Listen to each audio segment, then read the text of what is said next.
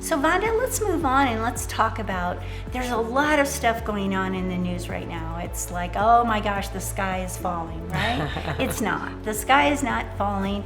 Housing and real estate investment has been always the best place to put your money anytime if you look over a course of history. But Vonda, let's talk a little bit about the fears that people are seeing on the news right now of, oh, don't buy your house, don't live your dream, don't do anything right now, go live under a rock. So talk to us a little bit about how you help people alleviate their fears about purchasing their first home or their second home. Yeah, I think that is true. The news, for whatever reason, or media, it's fear sales. It gets you to click on it, so unfortunately it's not always truth. And what we are seeing right now, we definitely have seen a change in the marketplace, right? Mm-hmm. We were seeing an extreme seller's market in the last 2 years, a lot of that even caused by the pandemic. And so, even just a few months ago, we were seeing multiple offers on almost every home. Yeah. And so when there are multiple offers like that, what does that mean for a buyer? What were our buyers having to do?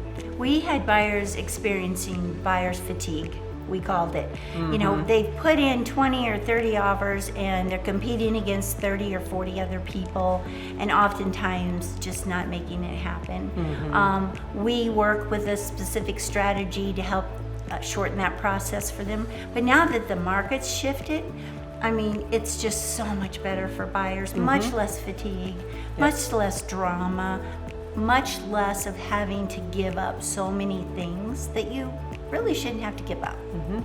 And I think one of the things, some fear is that the interest rates, right? It's like they're so high because we saw incredibly low, historically low interest rates in the last 2 years. If you look back at the last 30 years though, you're gonna see that was an anomaly. With where interest rates are now at around the 6%, that still is not a bad interest rate. But yes, it seems high because of what we've experienced just recently. However, a few months ago and in the last 2 years, many of the buyers we worked with together had to offer $50,000 over list price, $100,000 over list price, and waive even more. Inspections, waive appraisals, and do all these things that is not typically of a normal market. Exactly, and that was very difficult for our buyers.